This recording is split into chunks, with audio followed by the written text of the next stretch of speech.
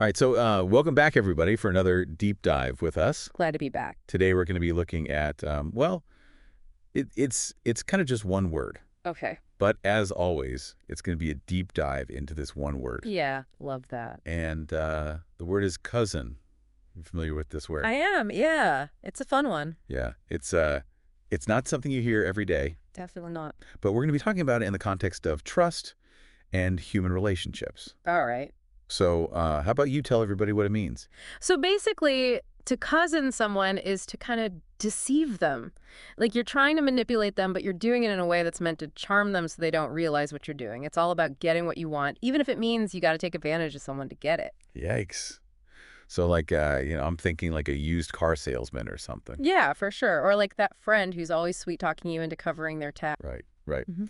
And the source we were looking at, it really emphasizes like the emotional side of this, like being cozened. It's not Yeah. just about losing money or whatever. It's about feeling betrayed. Right. Definitely, yeah. Like that feeling when you realize someone you trusted was using you the whole time, that's rough. Mm, And it can really mess with your ability to trust people in the future. for sure. That Yeah. makes total sense. It makes you like rethink what trust even means. Totally. And the source goes on to talk about empathy, which I thought was really interesting. Mm. They basically say that if you're really good at feeling other people's pain, Mm-hmm. it can make it even harder when you get cozened. Oh, yeah, because you put yourself in their shoes, right? So you're not only feeling your own hurt, but also like understanding why they did it, which can be really confusing. Exactly. And it made me wonder, like, is it better to just not be that empathetic?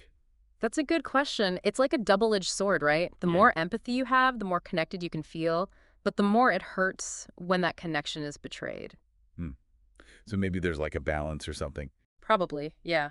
I don't think there's an easy answer. It's more about figuring out what works for you. Right.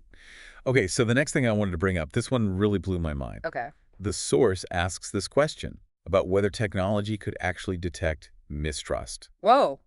Like, how would that even work? They were talking about like some kind of app that you could use. It would like analyze people's facial expressions and their voice patterns, and it would be able to tell if they're about to cozen you.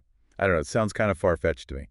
Yeah, it's definitely a wild idea. I mean, part of me is like, that'd be kind of cool to have a heads up before someone tries to pull one over on you. Right, like a little warning sign popping up. Yeah. Warning, possible cozening detected. Exactly. But then again, it's like, are we really going to let technology tell us who to trust? Yeah. I mean, what happens to like genuine connection then? Does it even exist anymore? You're totally right. It's like we're trading real human interaction for a false sense of security. I don't know if that's really a good thing. Right. It feels like that's the kind of thing that could solve some problems, but then create a whole bunch of new ones. Yeah, it's a slippery slope for sure. Totally. So the source kind of goes on to talk about building resilience, which I thought was interesting. Like, should we just accept that people are going to try to cozen us? And we should just learn to deal with it. Yeah, that's an interesting point. Like, is it better to just put up your defenses and not let anyone in too close? Right.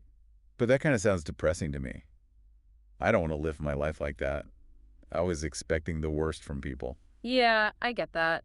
I think the source is more getting at the idea that, like, even though betrayal hurts, being vulnerable and taking that risk is still a big part of what makes trust so meaningful. I see what you mean. Like, if you're never willing to trust anyone, then are you really living a full life? It's kind of like keeping all your money stuffed under your mattress. It's safe, but you're not really doing anything with it. That's a great analogy. So it's more about accepting the possibility of betrayal, but still choosing to trust. Exactly, but you got to be smart about it. But yeah, I think the rewards of trust are worth the risk. Okay. I like that. All right. So this next point from the source was the one that really surprised me. It's about like the connection between societal well-being and, people cozening each other. Hmm. Basically, they're saying that if living conditions were better overall, if people felt more secure and supported, then there would be less need to cousin other people. Oh, that's interesting. It's like if everyone's basic needs are met, then maybe people wouldn't feel so desperate to get ahead by any means necessary. Right. So it's not just about individual choices. It's about creating a society where people feel safe and supported enough that they don't have to resort to deception. Hmm. That's a really thought-provoking idea. It makes you think about the bigger picture, like how can we build a world where trust is the norm, not the exception? Exactly. Wow. We started with this one little word, cousin, and look at all the places we've gone. I know, right? It's crazy how much there is to unpack, even in something that seems simple. We talked about deception, betrayal, empathy, technology, resilience, even like the structure of society. It's pretty amazing. And it all comes back to trust. Like, how do we navigate a world where we know people can be deceitful? How do we choose who to trust? And how do we build that trust in a way that feels safe and genuine? Big questions. So as you go about your day-to-day, I want you to think about this. Does knowing that someone might try to cousin you make you more careful about who you trust? Or does it just highlight how important it is to choose those people carefully in the first place? Good food for thought. Thanks for joining us for another deep dive. We'll catch you next time. See you then.